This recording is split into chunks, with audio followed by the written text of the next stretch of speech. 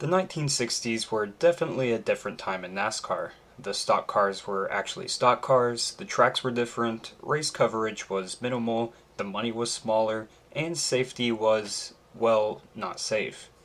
Now, the disaster we're going to cover has nothing to do with pit stops themselves, but it happened on pit road.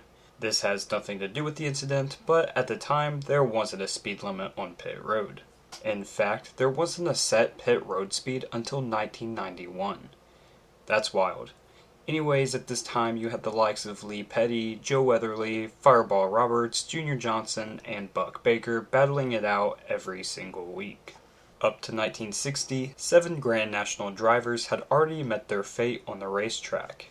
If you add in the convertible, midget, and modified divisions, it brings this total up to 19. Outside of drivers, there were only 2 people who lost their lives at the racetrack. This included a police officer at Bay Meadows in 1956 and a spectator at North Wilkesboro in 1957. The Southern 500 was the 35th round of the 1960 season.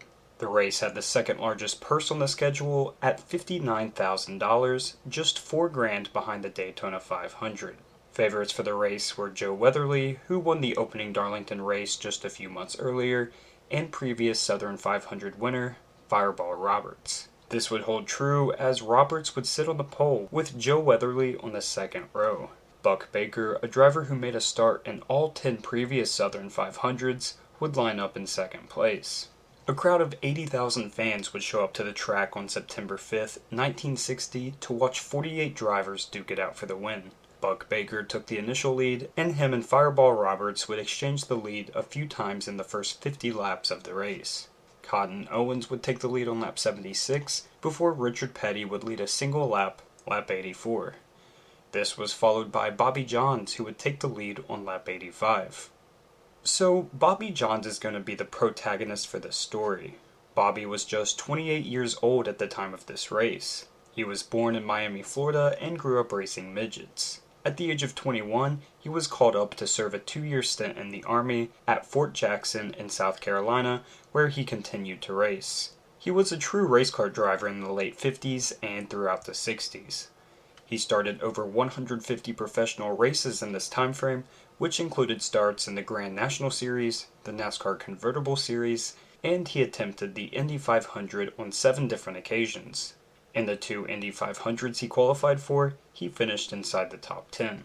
This was actually groundbreaking because he was the first NASCAR driver to turn competitive laps at Indianapolis Motor Speedway. At the time, the 2 sanctioning bodies didn't allow their drivers to compete in the other series. He lost the Daytona 500 earlier in 1960 in heartbreaking fashion when, astonishingly, a gust of wind shattered his rear window with just a handful of laps to go. Junior Johnson passed him for the win, and Johns had to settle for second.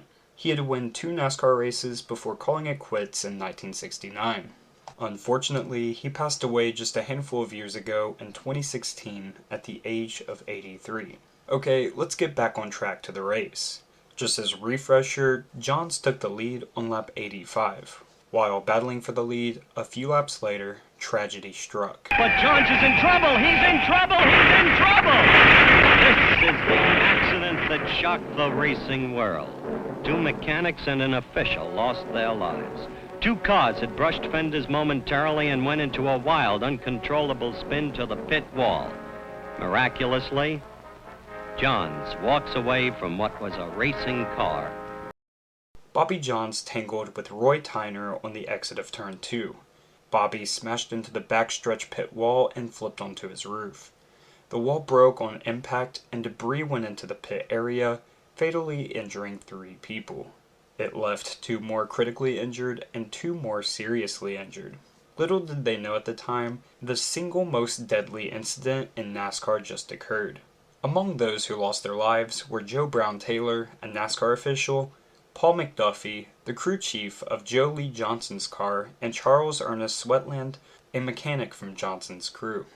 3 more members of Johnson's crew were injured, and a bystander was hit by a flying hunk of Bobby's car. Paul McDuffie was considered one of the great mechanics in the garage area. After all, Joe Lee and McDuffie were able to win the World 600 just a couple months prior in a 60-car field. In fact, this was McDuffie's first ever race as crew chief for Joe Lee. McDuffie was the top mechanic for Fireball Roberts back in 1958 for only 8 races, and the team won 6 of them. Fireball Roberts said, "I credit all my success to my chief mechanic, Paul McDuffie.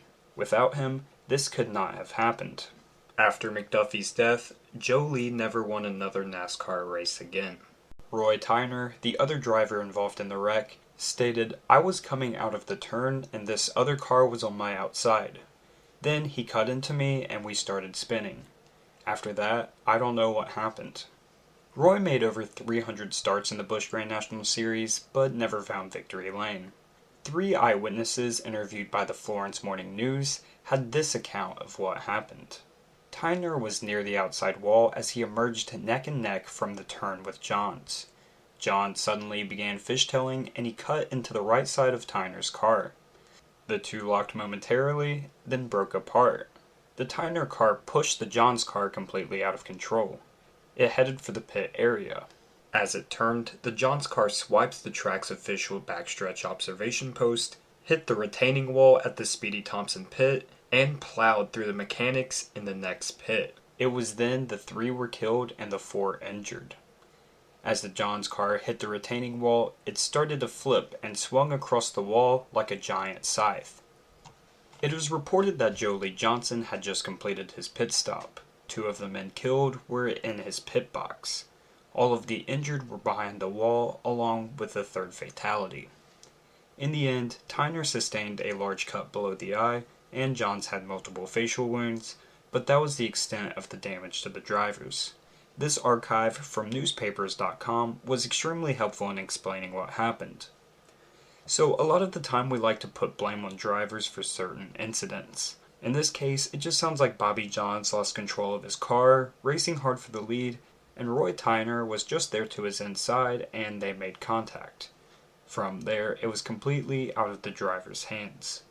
After the incident, the race went on. Multiple other wrecks happened before the finish, and the finish itself was quite controversial. According to the Florence Morning News, Buck Baker had been given 2 white flags and the checkered flag was mistakenly given to Rex White.